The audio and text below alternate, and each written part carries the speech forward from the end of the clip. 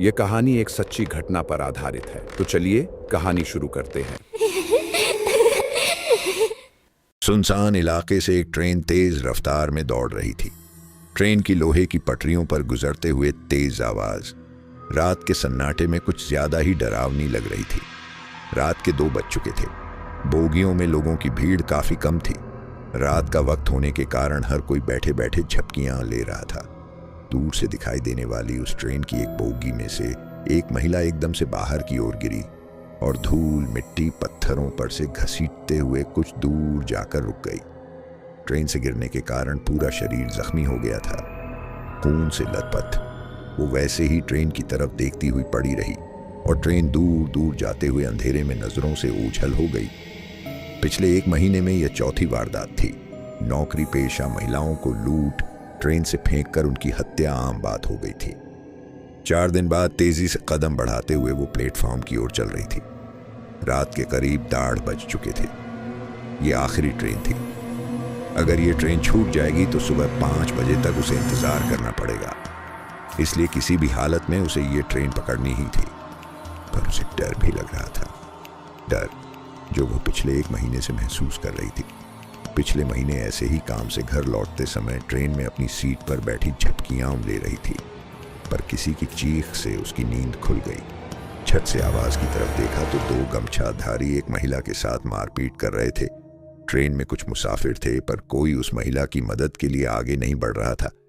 बाकी लोगों की तरह वह भी डरी सहमी चुपचाप देखे जा रही थी। और फिर उस आदमी ने उस महिला को तेज रफ्तार में चलती ट्रेन से नीचे फेंक दिया। ये सब उसके सामने हुआ था, पर उसकी हिम्मत नहीं हुई कि पुलिस में शिकायत करे, और उसी वजह से वह खुद भी खौफ में सफर करने के लिए मजबूर थी। पर परिवार भी तो चलाना है। ट्रेन धीरे धीरे आगे बढ़ने लगी और उसके साथ उसने अपने कदमों की रफ्तार भी बढ़ा दी। दौड़ते भागते वह प्लेटफॉर्म में दाखिल हुई। ट्रेन ने अभी रफ्तार नहीं पकड़ी थी। रात का समय होने के कारण स्टेशन पर लोगों की भीड़ भी काफी कम थी। अब भी कुछ लोग ट्रेन से उतर रहे थे तो कुछ लोग अंदर चढ़ रहे थे। उसने भी अपने कदमों की रफ्तार ट्रेन की रफ्तार से मिला ली और मौका देखकर छत से अंदर घुस गई। पूरी बोगी खाली पड़ी थी। बोगी के भीतर छत पर लगे बल्ब की सफेद रोशनी पूरी बोगी में फैली हुई थी। अपने ऑफिस बैग को कस के पकड़े हुए वह एक एक कदम आगे बढ़ती रही और आगे की सीट पर जाकर बैठ गई। घड़ी में टाइम देखा तो 1:50 हो रहे थे। बाईं तरफ वाली खिड़की के कांच खोलते ही तेज हवा के साथ तेज बारिश की एक लहर खिड़की से अंदर आई। उसी के साथ झट से उसने खिड़की बंद कर ली। अपने हाथ पर गिरी बारिश की बूंदें चुनरी से पोंछ रही थी कि तभी उसकी नजर पैरों में पड़े न्यूज़पेपर पर पड़ी। बड़े अक्षरों में लिखी वह अखबार से उसके दिल की धड़कन ही पल भर के लिए रुक गई। फिर एक बार चलती ट्रेन से नौकरी पेशा महिला को नीचे फेंक दिया गया। नीचे मरने वाली महिला की धुंधली सी तस्वीर थी। जिस डर को वह नजरअंदाज करने की कोशिश कर रही थी, वह डर रह रहकर उस पर हावी हो रहा था। उसने झट से अपना ध्यान हटाया और खिड़की से बाहर झांकने लगी। तभी किसी के कदमों की आवाज ने उसका ध्यान आकर्षित किया। गर्दन थोड़ी तिरछी करके उसने आवाज की ओर देखा तो 2 आदमी उस बोगी में आकर बीच वाली सीट पर बैठ गए। वो आपस में ही बात कर रहे थे। अब उसे हर मुसाफिर से डर लग रहा था। अपनी पर्स कस के पकड़कर वह शांत बैठी रही कि तभी बोगी के अंदर एक और लड़की दाखिल हुई। शायद ये नौकरी करती होगी, दिखने में बहुत ही सुंदर थी। पूरी बोगी में नजर घुमाते हुए वह लड़की दरवाजे के पास वाली सीट पर बैठ गई। अब ट्रेन ने तेज रफ्तार पकड़ ली थी। तेज आवाज रात के सन्नाटे को चीरती हुई आगे बढ़ रही थी। उस महिला ने घड़ी में देखा तो करीब 2 बज चुके थे। तभी पीछे वाली बोगी में से 2 आदमी ट्रेन के भीतर दाखिल हुए। उन्होंने चेहरे पर गमछा बांध रखा था। दोनों की सिर्फ आंखें ही चमक रही थीं। उन्हें देखकर ही उसका बदन कांपने लगा। उन्हें देखकर महीने भर पहले हुई वारदात उसकी आंखों के सामने आ गई। उस वक्त ट्रेन में 20-30 लोग होंगे, पर किसी की हिम्मत नहीं हुई उन 2 आदमियों से एक महिला को बचाने की। आज तो पूरी बोगी खाली है। इस एक ख्याल ने उसके दिल की धड़कनें बढ़ा दी। उन दोनों ने पूरी बोगी में नजर घुमाई और दरवाजे के पास बैठी उस लड़की को ताड़ते हुए आगे वाली बोगी में चले गए। वह लड़की आंखें बंद करके खिड़की के पास बैठी थी। शायद काम की वजह से थक चुकी होगी। अब उस बोगी में केवल 4 मुसाफिर थे।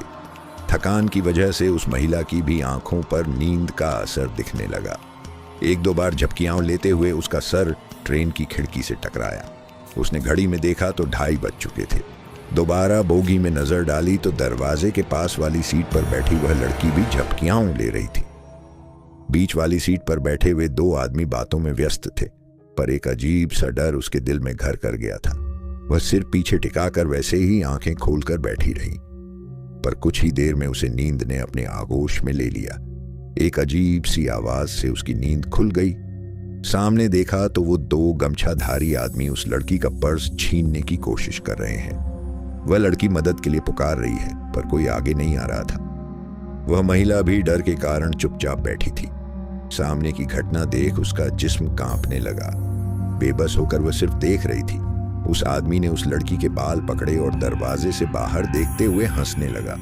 वह लड़की गिड़गिड़ा रही थी, अपनी जिंदगी की भीख मांग रही थी, पर उसने पूरी ताकत से उसे बाहर फेंक दिया और एक दर्दनाक चीख चारों ओर गूंज उठी। वह महिला झट से नींद से जाग गई। वह सिर्फ एक सपना था, पर दिल अभी भी जोर जोर से धड़क रहा था। घड़ी में देखा तो 3 बज चुके थे। उसने गर्दन ऊंची कर दरवाजे के पास बैठी लड़की को देखा और सन्न रह गई। वह सीट खाली थी। उसने पूरी बोगी में नजर घुमाई, पर वो लड़की कहीं नजर नहीं आ रही थी। पर उस लड़की की बगल वाली सीट पर वहीं 2 गमछाधारी आदमी थे। लगता है उस लड़की को मार दिया। वह अपने आप से बुदबुदाई कि तभी बीच में बैठे 2 आदमियों ने उन पर हमला कर दिया। ट्रेन की तेज होती आवाज में उन लोगों की मारपीट शुरू हो गई। वह महिला डर के कारण सीट के नीचे बैठ गई। वे एक दूसरे को मार रहे थे। तभी उसे नीचे 2 दिन पहले का एक न्यूज़पेपर पड़ा दिखाई दिया।